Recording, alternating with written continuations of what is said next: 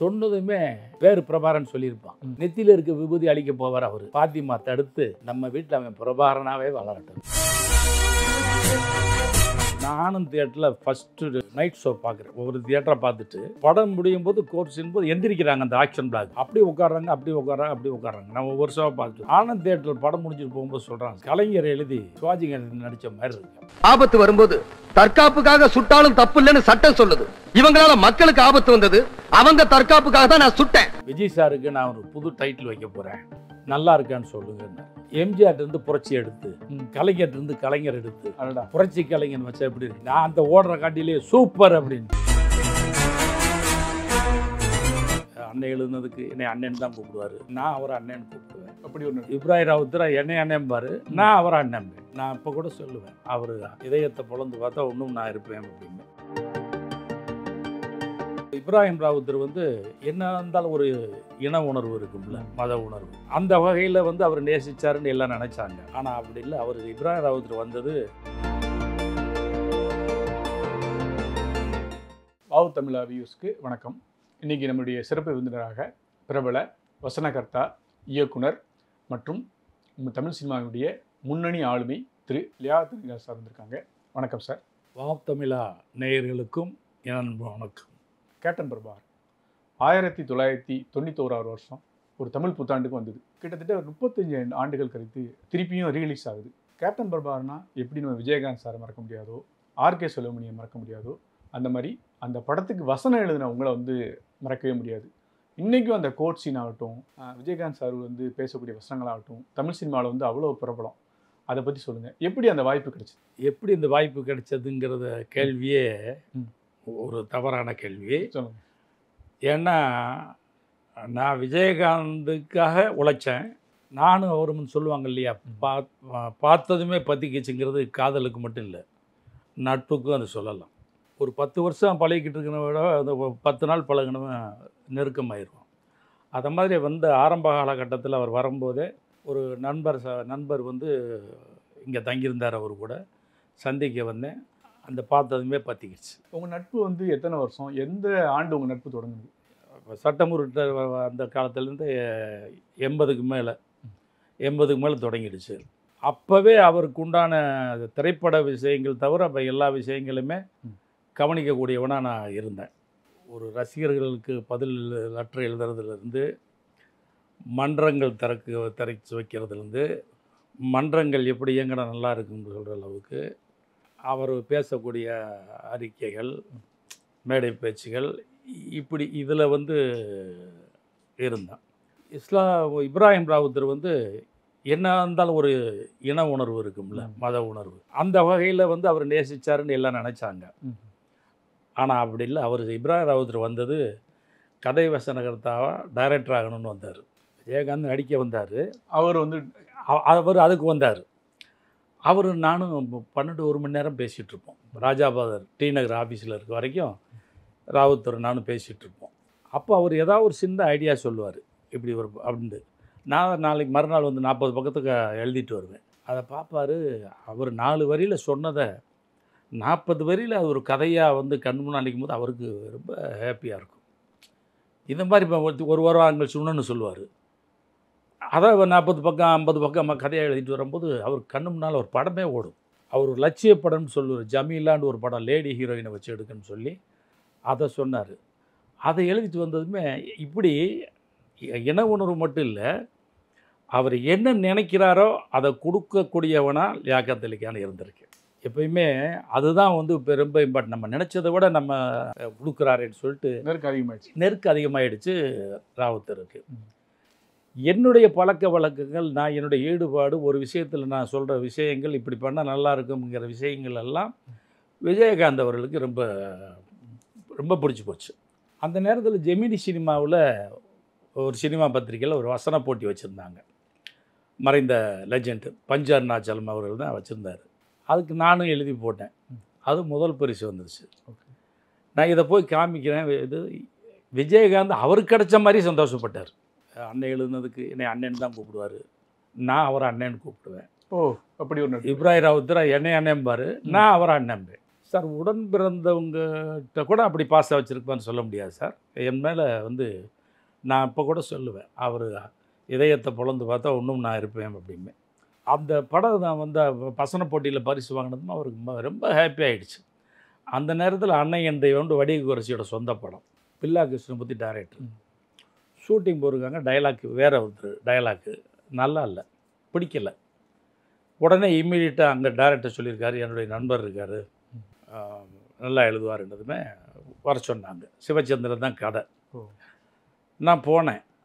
அந்த அன்னைக்கு எடுக்க வேண்டிய சீனுக்கு எழுதி கொடுத்து ரொம்ப ரசிச்சுட்டாங்க பில்லா கிருஷ்ணமூர்த்தி, சிவச்சந்திரன் எல்லாருமே. அப்படி அவரால் நான் வசனகர்த்தா ஆனேன். அதுக்கு முன்னால் உதவி இயக்குனர் ஆனதும் அவரால் தான் ஆனேன். அவரால் ஆனதுமே அடுத்தடுத்து எழுதும்போது எப்படின்னா, நான் வந்து அங்கே ஸ்டாண்டர்டு எனக்கு வாய்ப்பு கொடுக்கறது இல்லை. நானும் அவர் எனக்காக இது பண்ணார், நான் அவருக்காக பண்ணேன். அதனால் ராவுத்தர் ஃபிலிம்ஸில் விஜயகாந்த் கூட நான் ஒரு அங்கம். தேவர் ஃபிலிம்ஸில் ஒரு கதை இலாக்கா குழுன்னு எப்படி தொடருவாங்க, அந்த மாதிரி நீங்கள் வந்து கதை இலாக்காங்கிறது இல்லை sir. Only one man Liaquat Ali கானை நம்பி விடுவாங்க sir. One army Liaquat Ali கானை நம்பி விடுவாங்க. ஏன்னா அவங்க நினச்சதை கொடுக்குறோண்டு. இப்போ நீங்கள் சொன்னீங்களே கேப்டன் பிரபாகரன் இத்தனை வருஷத்துக்கு ரிலீஸ் ஆகுதுன்னு, படம் ரெடியானதுமே எல்லோரும் நிறையா பேர் இந்த கோர்ட் சீனில் உட்கார மாட்டாங்க. பெரிய ஆக்ஷன் பிளாக் கிராண்டாக முடிஞ்சிருச்சு, எந்திரிச்சிருவாங்க, வேண்டாம் கட் பண்ணிடுங்க அப்படின்னாங்க. எல்லாருமே அதே மாதிரி மூடுக்கு வந்துட்டாங்க பயந்துட்டு. இப்ராஹிம் ராவுத்தர் உறுதியாக இருந்தார், இந்த கோர்ட் சீனை நான் தொட மாட்டேன், அப்படி ரிலீஸ் பண்ணுவோம். அவர் தியேட்டரில் ஏதாவது ப்ராப்ளம் தான் பார்த்துக்கலான்னாரு. இதில் ஹைலைட் என்ன, தெலுங்கில் எங்கள் படங்களை வாங்கி ரிலீஸ் பண்ணுறவர் நரசா ரெட்டின்னு அவர் வந்தார். சார் அந்த கோர்ட் சீனை நான் எடுத்துறேன் சார், ஃபைட்டோட படத்தை முடிச்சிடறேன் சார்னார். எதுக்கு சார் அப்படின்னு. இல்லை லெங்க்த்தாக இருக்குது. ரெண்டாவது விஜயகாந்த் சார் பேசுகிறாரு, அங்கே உள்ள ஹீரோ சிரஞ்சீவி பாலகிருஷ்ணா இப்படி பேசினா கூட அந்த ஆடியன்ஸ் இதாகும், இதை எடுத்துறேன் சார்னார். அப்போ இப்ராஹிம் ராவுத்தர் ஒரே வார்த்தை சொன்னார், படத்தை நீங்கள் அப்படியே ரிலீஸ் பண்ணுங்கள், ஏதாவது ப்ராப்ளம் வந்து ஆடியன்ஸ் எந்திரிக்கிறாங்கன்னா வந்து சொல்லுங்கள், நாங்கள் கட் பண்ணி தர்றோம். அவ்வளோ நம்பிக்கை. ஆமாம், அதை இல்லாமல் நீங்களாக கட் பண்ணிங்கன்னா அடுத்து பிஸ்னஸ் பண்ணுறதுக்கு என் காம்பவுண்டுக்கே வராதிங்கன்ட்டு அவர் இப்படி சொல்லிட்டாருங்கிறதுக்கு அப்படி ரிலீஸ் பண்ணார் சார். நானும் தியேட்டரில் ஃபஸ்ட்டு நைட் ஷோ பார்க்குறேன். ஒவ்வொரு தியேட்டரை பார்த்துட்டு படம் முடியும் போது கோர்ஸின் போது எந்திரிக்கிறாங்க அந்த ஆக்ஷன் பிளாக்கு, அப்படி உட்காடுறாங்க அப்படி உட்காராங்க அப்படி உட்காடுறாங்க. நான் ஒவ்வொரு ஷோவாக பார்த்துட்டு வந்தேன். ஆனந்த் தியேட்டரில் படம் முடிஞ்சிட்டு போகும்போது சொல்கிறான் சார், கலைஞர் எழுதி சிவாஜி கணேசன் நடித்த மாதிரி இருக்கு. எவ்வளோ பெரிய பாராட்டு. இது என்னமோ நம்ம கையில் அங்கேயே ஒரு ஆஸ்காரை தூக்கி கொடுத்த மாதிரி. உதாரணம் சொன்னது பார்த்தீங்கன்னா எனக்கு உண்மையிலே சிலித்து போச்சு. அது இப்போ நரசா ரெட்டி வந்தார், தெலுங்கில் கட் பண்ணுறேன்னு சொன்னார். 2 நாள் கழிச்சு வந்தார், சார் தெலுங்குலேயும் கிளாப்ஸ் பண்ணிக்கிட்டே இருக்கான் சார் அப்படின்னார். அப்படின்னா கண்டென்ட். இன்றைக்கி பார்த்தீங்கன்னா கண்டென்ட்டு நல்லா இருந்தால் சாதாரண நடிகை நடித்த படம் ஓடுது, கண்டென்ட் சரியில்லை இருந்தால் எவ்வளோ பெரிய ஸ்டாராக இருந்தாலும் போகுது. ரசிக்கிறத கண்டென்ட்டை ரசிக்கிறான். கேப்டன் பிரபாகரனில் அப்படி நிறைய சீன்கள் அப்படி அமைஞ்சிருக்கு. இந்த வசனங்கள் வந்து நீங்கள் எங்கே எழுதுனீங்க? ரூம் போட்டு எழுதிங்களா, ஊட்டி கொடைக்கானல் எழுதுனீங்களா, இல்லை வந்து சென்னையில் வந்து பாங்குற மாதிரி இடத்துல வந்து அந்த காலத்தில் வசனம் எழுதுவாங்க, எப்படி எழுதுனாங்களா, எவ்வளோ நாள் எழுதுனீங்க? முதல்ல ஆரம்ப காலத்தில் வீட்டில் எழுதினேன். அதுக்கப்புறம் என்னென்னா இப்போ ராவுத்தர் வரணும், அவங்க வரணும், மற்றவங்களாம் வந்து போகணுங்கிறதுக்காக பாம்குரோ தான் எனக்கு நீண்ட காலம், ரொம்ப பக்கத்தில் பாம்குரோ நீண்ட காலம். அதுக்கப்புறம் அது உட்லண்ட்ஸாக போட்டேன். அதுக்கப்புறம் வந்து ஸ்வாகத்து போட்டேன். ஓகே. அதுக்கப்புறம் வந்து அங்கே ஆதித்யா அப்படின்ட்டு போட்டேன். ஆனால் நான் அதிகமாக ட்ராவல் பண்ணது பாம்குரோ தான். பாம்குரோ இல்லைன்னா கதை டைலாக் எழுதுறதுக்காக நான் போடுறதில்ல, கதை உருவாக்குறதுக்காக. சார் நிறைய கதைகள் நான் உருவாக்கி கொடுத்து, நான் திரைக்கதை பண்ணி கொடுத்து வசனம் மட்டும் பேர் வந்திருக்கு. பட் எனக்காக விஜயகாந்த் அவர்களுக்காக, ராவுத்தருக்காக, அது என்னுடைய உரிமைப்பட்ட கம்பெனிங்கிறதுனால, என்ன அவங்க நேசித்ததுனால நான் டைட்டிலை பற்றிலாம் கவலைப்படலை. அந்த வசனம் எத்தனை நாள் எழுதுனீங்க sir captain Prabhakaran? Captain Prabhakaran வசனம் நீங்கள் சொல்ல போன நம்ப மாட்டீங்க, நிறையா வசனம் வந்து அப்பப்போ எழுதுனது. மதுரையில் போய் வந்து டிஸ்கஸ் எல்லாம் முடிச்சுட்டு வந்தாச்சு. வந்ததுமே செல்வமன்ட்ட ஒரு இருந்த டேலண்ட் என்னென்னா, ஒரு கதையை முடித்த பிறகு திடீர்னு புத்தாட்டு வந்தால் மறுநாள் காலில் இப்படி பண்ணால் எப்படி சார் இருக்குன்னுலாம் சொல்லுவாப்புல. எதனால் செல்வமணி படத்துக்கெல்லாம் முழுசாக எழுதி கொடுக்க மாட்டேன், ஏன்னா அவங்க அப்பப்போ மாற்றிக்கிட்டு இருக்காங்க. அது இன்ட்ரெஸ்டிங்கான மேட்டர்லாம் இருக்குது. கோர்ட்டு சீன் வந்து நான் டெல்லியில் இருக்கேன், மாநகர காவல் லொக்கேஷன் பார்க்க போயிருக்கு. ஏர்போர்ட் படம் சத்யராஜ் படம் எழுதுறதுக்காக 5 நாள் இருப்புன்னு சொல்லிட்டு போயிருந்தேன். ஒரு சின்ன பிரச்சனைனால என்னை விட மாட்டேங்கிறாங்க, டிக்கெட் எடுத்து கொடுக்க மாட்டேங்கிறாங்க. சார் எனக்கு கேப்டன் பர்பான் கோர்ட் சீன் இருக்குது, வெற்றிப்படிகள் ராம்கி படம் இருக்குது அப்படின்னா விட மாட்டேன்னாங்க. அப்புறம் சத்யராஜ் கூப்பிட்டு திட்டி இப்போ போட்டு விட்டாங்க. இன்றைக்கி கோர்ட் சீனை ஏவிஎம் புல்தரையில் உட்காந்து 5 பக்கம் எழுதி கொடுத்து விட்டேன். அதுக்கப்புறம் எழுதி எழுதி எழுதி கொடுத்து விட்டு எடுத்த படம் அந்த கோர்ட் சீன். அதே மாதிரி அதில் ஒரு கலெக்டர் சீன் இருக்கும். டிஜிபி கலெக்டர்கிட்ட விஜயகாந்த் பேசுவார், அடிக்கடி உதைக்கு பாலிசி தெரியுமான்னு. அதெல்லாம் தியேட்டரில் பின்னி எடுத்து விஜயகாந்த்கிட்ட ஒரு டேலண்ட் இருக்குது சார். கொடுத்து விட்டால் பார்ப்பார், இது அண்ணனுடைய பவர் இல்லையேம்பார். எனக்கு அண்ணனுடைய பவர் இல்லையே, தெரியலையே அப்படின்னு சொல்லிட்டு நான் இப்போ ஸ்பாட்டில் இருந்தால் கூப்பிட்டுருவார், இல்லைன்னா வர வச்சுருவார். நான் வெளியே இருந்தாலும் வர வச்சுருவார். என்னென்ன உங்களுடைய இது இல்லையே அப்படிம்பாரு. பட் நான் சொல்லுவேன், சில விஷயங்கள் அவங்க எதிர்பார்க்குற மாதிரி நம்ம கொடுக்குறோம், நம்ம கடமை அது. அப்படி கொடுக்குறது ஒன்று இல்லை நீங்கள் வேறு எழுதுங்க. அங்கேயே உட்காந்து எழுதி கொடுத்த படம் அந்த சீனுக்கு அவ்வளோ கிளாப்ஸு. மற்ற கோர்ட் சீன் இருக்குது பாருங்கள், முன்னால் கிளைமேக்ஸ் கோர்ட் இல்லாமல் அந்த கோர்ட் சீனு, இதெல்லாம் அவர் எல்லாமே ரசிக்கிற மாதிரி அமைஞ்சு போச்சு கேப்டன் பிரபாகரனில். இதை நான் வாஞ்சிநாதனில் ரிப்பீட் பண்ணியிருந்தேன். ஒரு பிரகாஷ்ராஜ் வில்லன்ட்ட பேசுகிற மாதிரி, என் பாலிசி தெரியுமா, அடிக்கடி உதனா அதுக்கு அவ்வளோ கைது. ஏன்னா கரெக்டாக கேப்டன் பிரபாகரனை ஞாபகம் வச்சுருக்காங்க ஆடியன்ஸ், அதுக்கு அவ்வளோ ரசித்தாங்க.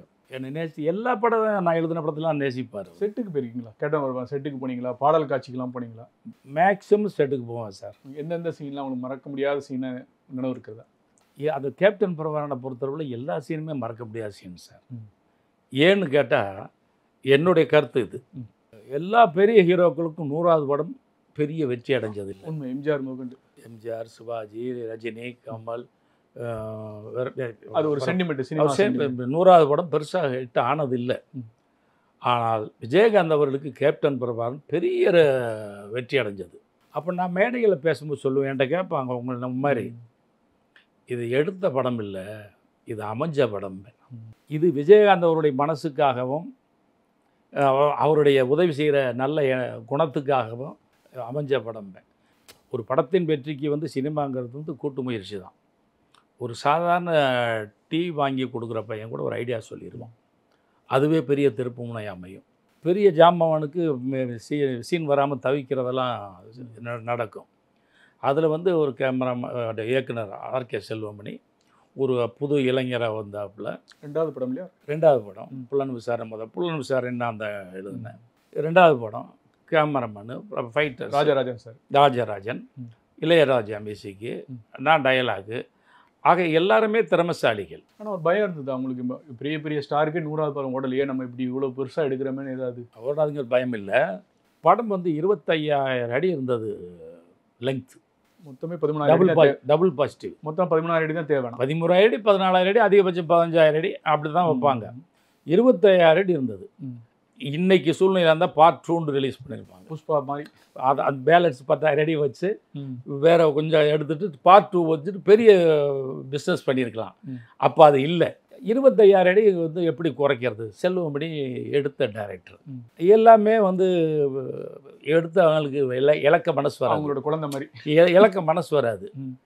எதை எப்படி குறைக்கிறது அப்படிலாம் தெரியலன்னா இலக்க விரும்பலை. இப்போ நானும் விஜயகாந்த் சாரும் தான் போய் எடிட்டிங்கில் உட்காந்தோம். ஏன்னா அவர் கண்ணோட்டம் வேறையாக இருக்கும், செல்வமணி கண்ணோட்டம், எங்கள் கண்ணோட்டம் வேறையாக இருக்கும். நாங்கள் அப்போ கூட ஒரு சினிமாவில் செல்வமணிட்ட சில பேர் என்ன அவங்க எடிட்டிங்கில் உட்காந்துருக்காங்க, ஏன் அவங்களுக்கும் படம் சொந்தம் தானே, அவங்க படம் தானே. அதே போல் என்னுடைய அனுமதி வாங்கிட்டு தானே நான் பண்ணுறேன். நான் தானே சொன்னேன் என்னால் வெட்ட முடியலை, நீங்கள் பார்த்து இப்போ பண்ணுங்கன்னு சொல்லி நான் தானே சொன்னேன் நான் அப்படின்னு சொன்னாங்க. நான் உட்காந்தா சில போர்ஸ் பிளாக்கெல்லாம் சார், ஒரே ஒரு உதாரணம் மட்டும் சொல்கிறேன். படத்தில் இவர் பிரபாகரன், அவங்க அம்மா முஸ்லீம், பாத்திமா பேபி. இது எப்படி சாத்தியம்? வச்சாச்சு, எடுத்துட்டோம். எது ராவுத்தர் சொன்னார், அம்மா முஸ்லீம் வீட்டில் வளர்கிற மாதிரி நம்ம வைப்போம்னு எடுத்தாச்சு. ஆனால் மேட்ச் பண்ணணும், எப்படி பின்னால் பார்த்துக்கலானேன்னு சொல்லியாச்சு. காந்திமதி தான் அந்த முஸ்லீம் கேரக்டர். எங்கள் அம்மா சென்னையில் இருந்தாங்க. அப்போது எங்கள் அம்மா எப்படி இது போடுவாங்க, எப்படி போடக்கூடாது, அதெல்லாம் பார்த்துட்டு வந்து காஸ்டியூமர் இல்லை எடுத்துட்டாங்க. இப்போ எடுத்தாச்சு, ஏற்கனவே இருக்கிற படத்தையே குறைக்கணும். இப்போ இதுக்கு எப்படி நம்ம மேட்ச் பண்ணுறது அப்படின்னதுமே ஒரு 50-60 அடி சீன்லேயே அது எல்லாத்தையும் சொல்லி முடிக்கிற மாதிரி ஒரு சீன் எழுதினேன். நீங்கள் அதை நினைவு இருக்குன்னு நினைக்கிறேன் உங்களுக்கு. 2 முஸ்லீம் ஒரு பேரண்ட்ஸ் நிற்பாங்க. ஒரு பையன் வந்து நெத்தியில் விபூதி பூசிட்டு சட்டை எல்லாம் வந்து, ஐயா பசிக்குதுயா? அவங்க கேட்பாங்க, ஏன் உனக்கு யாருமே இல்லையா? யாரும் இல்லையா அப்படின்னு.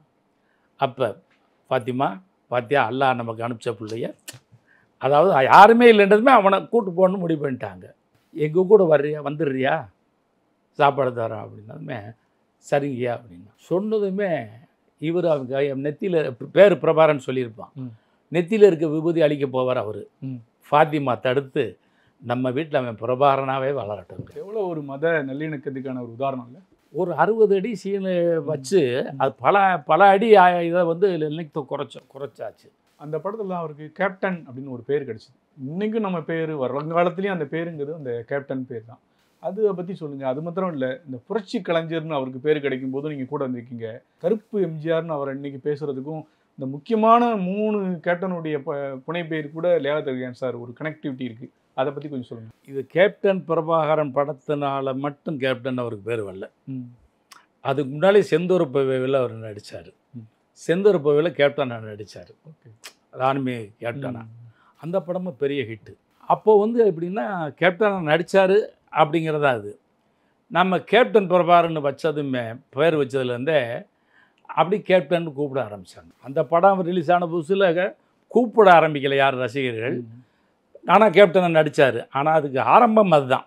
ஓகே, அப்புறம் கேப்டன் பிரபாகரன் வச்சதுமே ஓட கேப்டன் கேப்டன் கேப்டன் நீங்கள் அவருடைய நிஜ பேரோட இந்த பேர் அதுக்கு கேப்டன் ஆகிப்போச்சு. புரட்சி கலைஞருங்கிறது வந்து கலைப்புலி தானு சார் கொடுத்தது. ஓகே, நான், இப்ராஹிம் ராவுத்தர், தானு சார் இதெல்லாம் ஒரு நார்த் மெட்ராஸுக்கு ஒரு ஃபங்க்ஷன் போயிட்டுருக்கோம். அவருடைய கூலிக்காரன் படம். ஓகே, அப்போ அவர் சொன்னார், இதில் விஜய் சாருக்கு நான் ஒரு புது டைட்டில் வைக்க போகிறேன், நல்லா இருக்கான்னு சொல்லுங்கன்னாரு.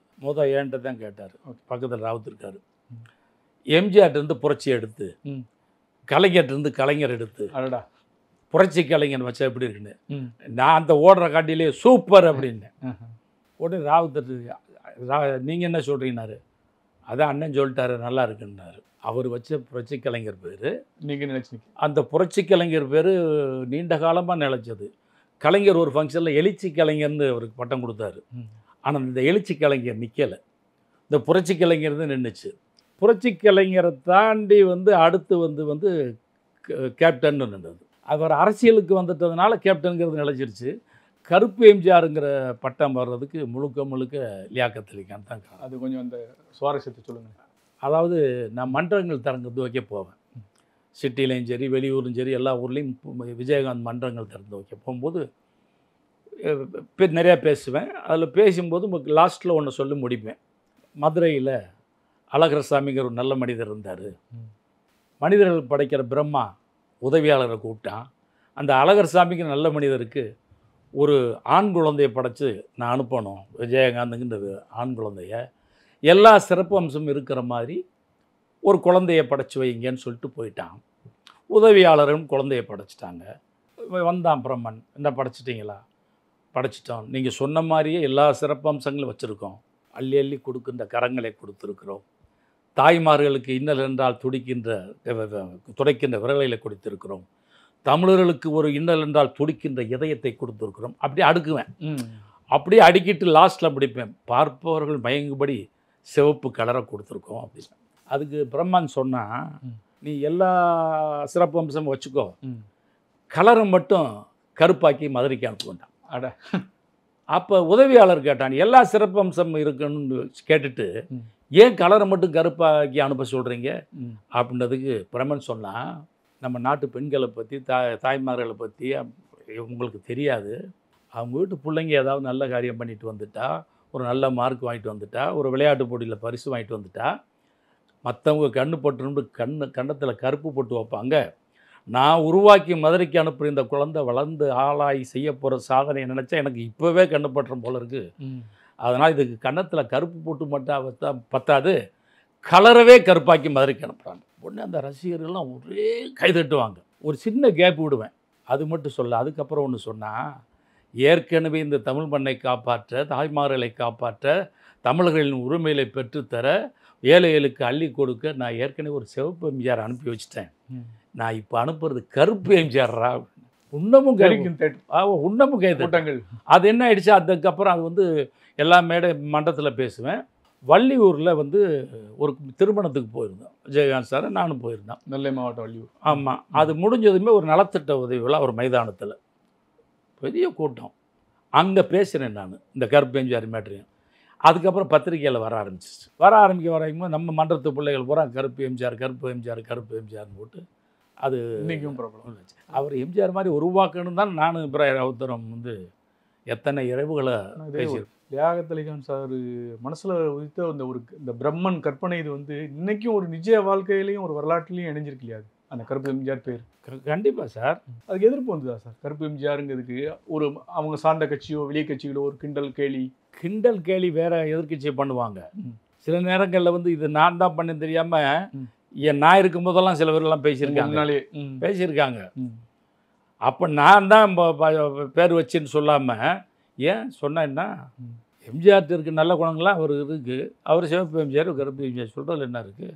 ஒரு நடிகருக்கு சிவாஜிக்கு நடிகர் திலகம்னு சொல்கிறாங்க, பத்மஜி சொல்கிறாங்க, எம்ஜிஆருக்கு மக்கள் திலகம்னு சொல்கிறாங்க, புரட்சி நடிகர்னு சொல்கிறாங்க. ஒவ்வொருத்தர் பட்டம் மக்கள் ஏற்றுக்கிட்டா அப்படி தானே இன்றைக்கி இப்போ எல்லாருமே மக்களே சொல்ல ஆரம்பிச்சிட்டாங்க கருப்பு எம்ஜிஆர்னு. எப்பயுமே எதிர்ப்புங்கிறது வந்து பிடிக்காதவங்கன்னு ஒரு குரூப் இருப்பாங்க, அதை விமர்சனம் பண்ணிக்கிட்டு தான் இருப்பாங்க அப்படின்ட்டு. அந்த கருப்பு எம்ஜிஆருங்கிறது வந்து கட்சியை ஆரம்பித்த பிறகு கொஞ்சம் குறைஞ்சு கேப்டன் வந்துருச்சு. இன்றைக்கி இருக்க தேமுதிக தொண்டர்கள் நிர்வாகிகள், இன்றைக்கி இருக்க தேமுதிகவினுடைய கேப்டனுடைய வாரிசுகளுக்கெல்லாம் லியாகத் அலிகான் சார் தான் அந்த 3 பட்டங்களுக்கு பின்னால் இருக்காங்கன்னு அவங்க பையங்களுக்காக தெரியுமா?